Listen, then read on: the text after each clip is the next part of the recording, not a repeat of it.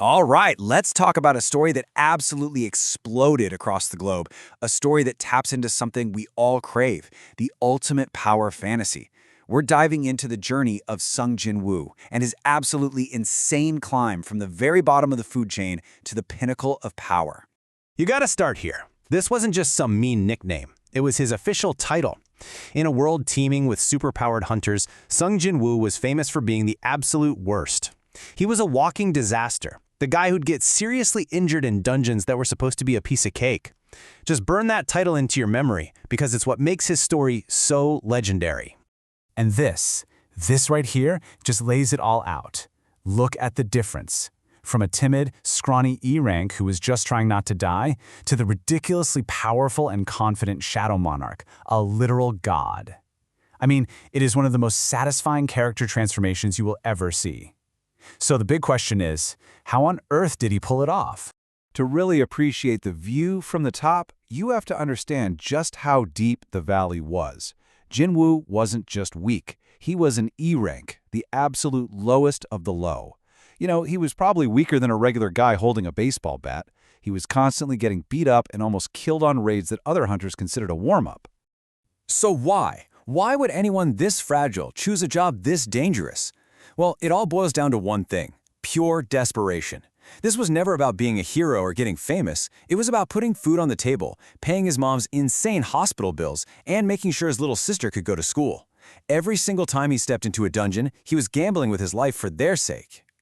But here's the thing about hitting rock bottom.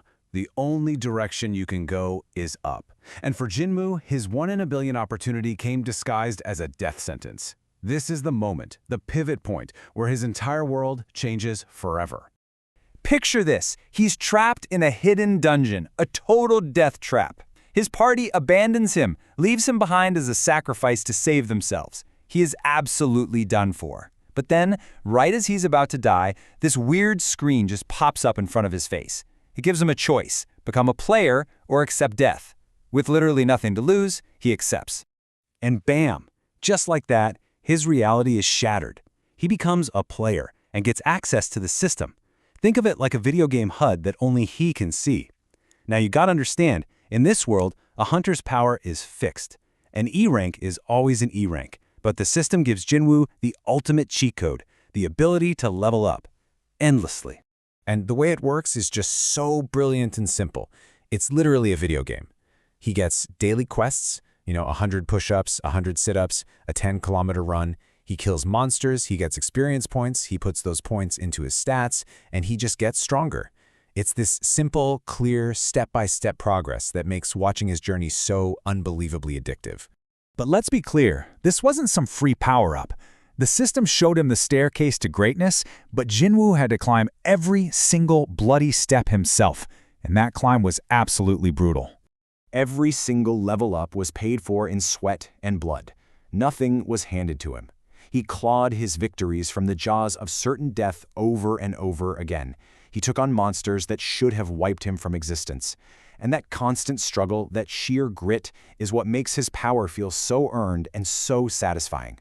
And the speed of his growth is just mind-blowing. I mean, look at this. He goes from being the world's weakest hunter in Chapter 1 to officially becoming an S-rank, one of the most powerful hunters in his entire country, by Chapter 66. It's not a slow burn. It's a straight-up rocket launch that has the whole world wondering, who is this guy? This table really just puts it all in perspective, doesn't it? He doesn't just get stronger. He earns new titles, a new status, a whole new identity. He goes from being known as the weakest to the Wolf Slayer, and then eventually to the Shadow Monarch, a title that will completely redefine him. And it's not just an internal change. As his stats skyrocket, his body physically changes to keep up. That scrawny, nervous kid completely vanishes. In his place is a tall, powerful warrior whose very presence radiates this intimidating aura of pure confidence that makes even top-tier hunters break a sweat. Okay, so this brings us to the real game changer.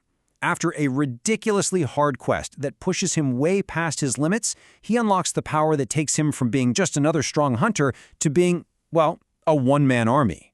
So far, we've seen him get super strong, super fast, and learn some cool skills. But what's the one ability that truly puts Sung Jin-Woo in a league of his own? What's his signature move? One word. That's all it takes. A single command that completely flips the script on any battle. This is the heart and soul of the Shadow Monarch.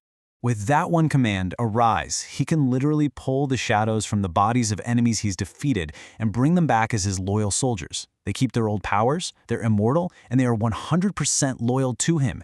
And the crazier part, the stronger the enemy he kills, the stronger his new shadow soldier is. And we're not talking about some zombie mob here. This is a highly structured army with a clear chain of command. You've got your basic grunts, your elite knights, all the way up to these unbelievably powerful grand marshals. With every victory, his army doesn't just get bigger, it gets deadlier and more sophisticated. And this is where the title solo leveling really, truly clicks. He levels up by himself, for himself. He doesn't need a team because he is the team. He's an entire guild, an entire military, all packed into one person. He makes his own allies from the bodies of his fallen enemies.